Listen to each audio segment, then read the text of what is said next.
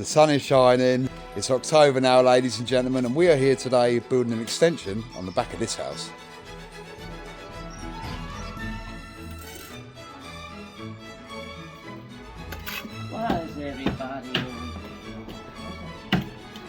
It's been a pretty quick morning so far.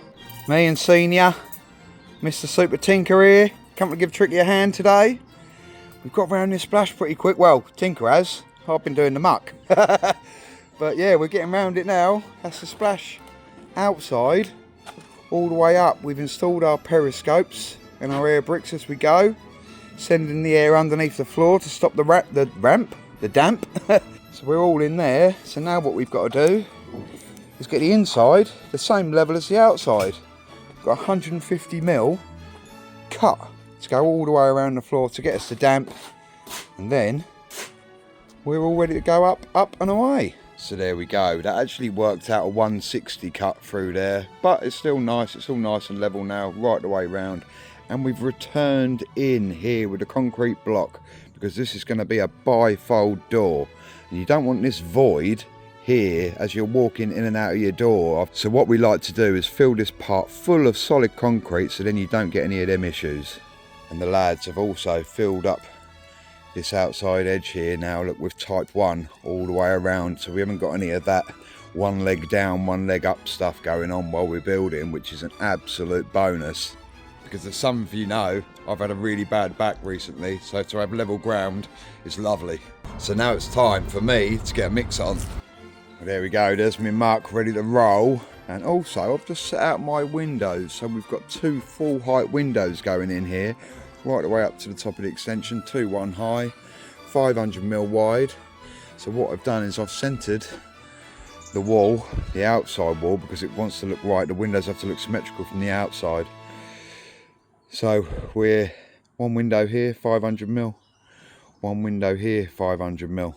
They need to keep 2 meters in between because on the inside they're going to put a TV on the wall. There we go, there's my internal skirt put on there as well. So that incorporates the damp for the damp rising. And this skirt here helps protect the floor. See, we're going to have some insulation on here and some screed and stuff. So we don't want any moisture getting involved with it. So we sort of like seal the ground underneath from the stuff going down and the stuff going up. So this tray goes in first, and then before they do the floor, they lap a tray up here and cover this floor in like a membrane before they finish it off. But yeah. So that's in there now. So now I can actually start building the wall. I've got a profile set up on this end that I can pull into. But this piece here, I've got literally like a 1.5 blocks, or it's a 1 3/4 running up here. So I'm just going to build this by hand, this bit, get this up nice and plumb, and then I can stick my line in it to that profile and then pull this lot in, because this wall in the middle here is independent by itself between these. So it'd be nice to have a pull it through on a line. And then, yeah, obviously, this reveal here will then carry on and go around this corner. Still got to put the tray on here, but yeah, you see how it's going to work. In addition to the inside skirt, you've also got to put a tray in over interceptors. You've all seen me do it before. We put a tray over the air bricks because we've got a periscope in the back here.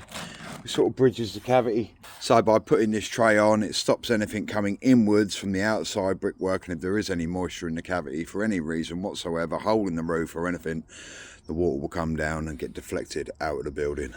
So when I build my reveals, it's good practice to always, if you can, most of the time you can. There is a few places where you don't always manage to get it, but you should always try and get a full 1.5 blocks on the end, or certainly a big chunk, because if it's a door, for instance, and it's slamming, you want a decent chunk of block at the back there, not like a little piece or something like that we could crack.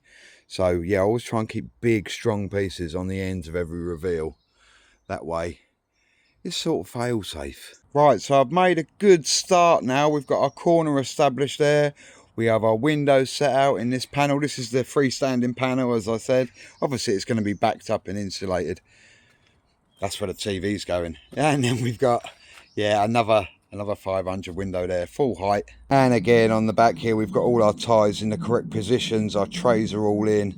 So yeah, we're looking good. I better go and put on another gauge. Right, I've taken her up 6 courses now.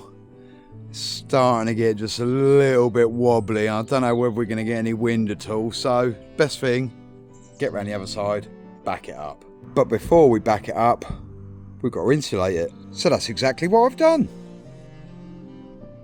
Then what I like to do before I put my 4-inch stamp on around the outside is get these frogs filled right up so there's no void in the brick.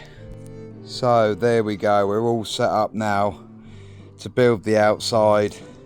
Insulation in, damp trays in, the tray that goes from the back here, that one's in there, look, coming down, bosh, and seeping out that way. Yep, they're all in there, same the other end. Lovely. Now I'm going to get a load of these blocks from here to here, then we can start laying again. There we go, backed up nicely. That'll stop that anyway. We're over a couple of wall ties there, so that should keep that strong. You can see now full fill insulation, literally 5mm away, because these blocks are 95mm wide and not 100mm. So that little 5mm gap, this expands at all or whatever. Sometimes when you open these packs of insulation, all bricklayers know the packs go poof, and it expands so much because they're sort of like shrink wrapped into the packs, as you can see, and they're all compressed down. So when they expand, sometimes they touch the brickwork, but look, because we've got 95mm blocks, they've got a nice little 5mm gap. Lovely. That means it's not going to touch the block work and it's not going to push it out, so that's a win. Well, it looks like we got a bit of rain in the air today, but hopefully, fingers crossed, we'll get by without getting too wet. But at the moment today, here we are. We've got this bit up now. Well, Tinker has again. Tinker's been flying again. Flying. Yeah, we're getting there now, look. We're getting there. I think we've got a couple of courses on here, or a course and a brick or something. We'll measure it in a minute when we get the trestles all set up. We can get up there and get our correct measurements. But yeah, she's coming on nice. Coming on nice.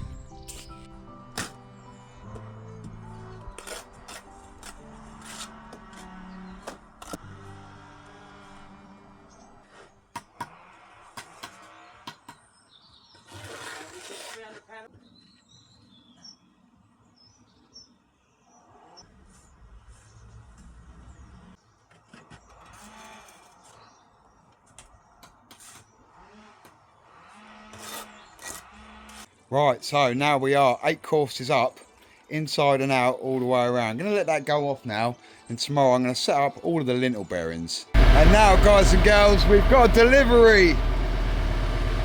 So that's the big lintel arrived, so that's a jackpot, because it's got to go from there all the way over to there. But we've got to put a block and a brick on this first. Now on this job, we've got a couple of funny height lintels. Normally a doorway is 2,100mm high from the damp course to the top of the door. But in this case, they've added an extra 60mm, which is a bit of a pain because it doesn't work brickwork. So I've had no choice but to put a little 60mm bump in there with the little ferrets there. Put a ferret in a hole, just to get it to the right height. But there we are now, that's our height, 2160, what we were after. And we've got it here as well, and we've got it there as well. So I'm just going to finish this up here and get this all the same height, and then that'll be this side up to lintel height. Right, it's time to do the steel. So we've drafted in the big fella. Hey, here we go. What was it, 200 and something? 200 kilo of mass steel to go around the back. It'll be easy. So most of you know I've got a new van. And it would have been really good if I'd known if there were any hidden issues with it. That's where Carly comes in. Carly is an OBD reader that can detect problems with your car. And it will also check if there's any underlining issues with the vehicle as well. So let's plug it in and see what's going on. First of all, download the app from the App Store. Then plug in the OBD reader, which in my case is behind here. Voila. Then start the app. It will then ask you what car you want, and there's absolutely loads of them on there, look.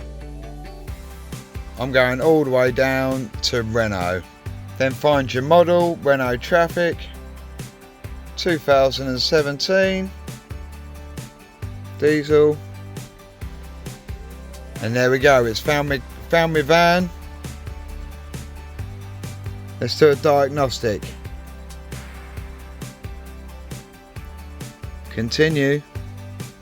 Let's do a full health check now. Carly checks these systems: the ABS, traction, additional equipment, air conditioning, heating, airbags, anti-theft, battery management and chassis electronics.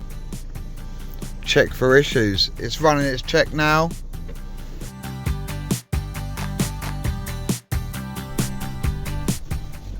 So there we go, it found 7 issues. So it's come back with a few issues there: engine control module, ABS, VDL, brake electronic, TDB instrument cluster and a few others. So we're going to clear the issues, then I'll drive it and then we'll see if any of them come back. So I've been for a little drive and rechecked the system and look, 0 issues found. So now I know I've got no issues at all. You can even check your active battery health, which I think is a brilliant feature. So if you want a Carly, I've even got a discount code, Tricky15. There's a link in the description, so please go and check it out. So there it is, the steel is round here now, almost in its final position. We've got to get it up there. But I can tell you now, well, as long as I've got a hole in my arse, there's no way we're going to lift that up there because it's so heavy. So the guys have gone down the road to get a genie lift. They don't call him the Tricky Bricky for nothing. I can make things levitate. See?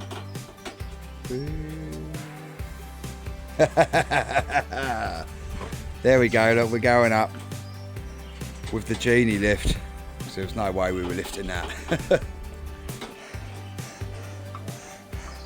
With a few puffs, we got the bad boy on there, look.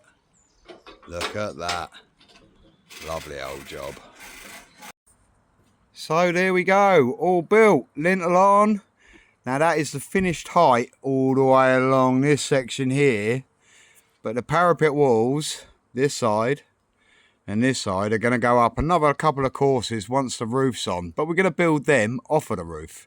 So that should be cool, because then we haven't got to sort of like balance on trestles or anything like that, because it's quite a way up, so doing it off the roof is going to be a lot easier. So I've been away in Biggleswade for a couple of days doing a garden wall. So if you want to check that one out, there's a link in the description and ding, a little link up there somewhere, wherever it may be. But while I've been away, the boys have got on and they've got the roof on. So now I can build these parapet walls. We've got the chain gang going on. We've got Dan going to Ben. Ben one-handed them, look, what a legend. Tricky one-handed them. Off to the stack. Oi, oi. So there we are, I've racked up a couple of little 2-course corners up here. Now I can get my string line in, run that outside course on, get my insulation in, run my 2nd course, then a damp tray, and then we can put on the copings on the top. So there we go, there's the 2 walls up now. That's the full height of the parapet walls. I've just got the capping going on, and of course I'm going to stuff it all full now with insulation. So it's all wrapped up nice and warm, lovely. Now I've made this tray enough so we've got a bit of purchase for the muck here and a bit of purchase for the muck here, because the coping's going on top of it, but we need to seal that up underneath. So that's what I've done it 50-50, so we've got a good amount of bond along there.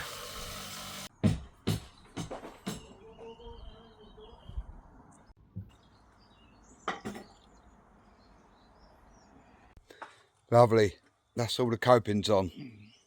Now all there is to do is knock up some muck to match the colour of them copings, point it up, and we are done.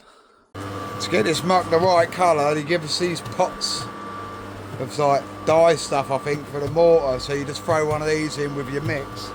It's not much different colour to the sand. It's not a lot of difference between them two. So we'll chuck one in there and see how it comes out.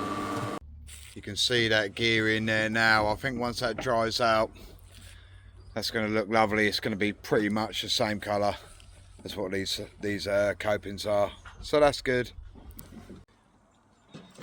There we go. Copings all on, all swept up, looking good. So there we have it, the structure is up. The bifold doors are in there now, and the side windows are in. So we know everything fits and there's not going to be any problems. So now all that's left here really is the guys to fit out the inside. Sparky's in here putting his wires in, etc. You know the score. So that, ladies and gentlemen, is me. Done. Oi oi. Right, guys and girls, this is Ben, who I've been doing the job for. Big shout out to OLB Building Services.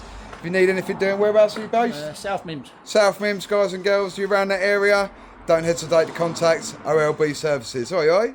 So that is the extension, as far as I'm concerned, complete. So the next job is a brand new garden wall at the front of somebody's house, so stay tuned for that. Also, don't forget, check out Carly, and Tricky15 is your discount code. I'll catch you in the next one. Peace out, pal.